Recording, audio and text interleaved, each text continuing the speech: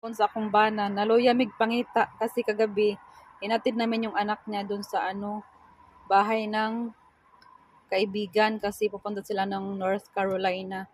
Tapos nawala niya yung phone niya, akala ko, sabi ko, tingnan mo sa trabaho mo, baka naiwan mo. Na pala, nahulog sa bulsa niya, di niya alam. Tapos binalikan niya, tingnan mo anong nangyari sa phone niya. O, di ba? Sira.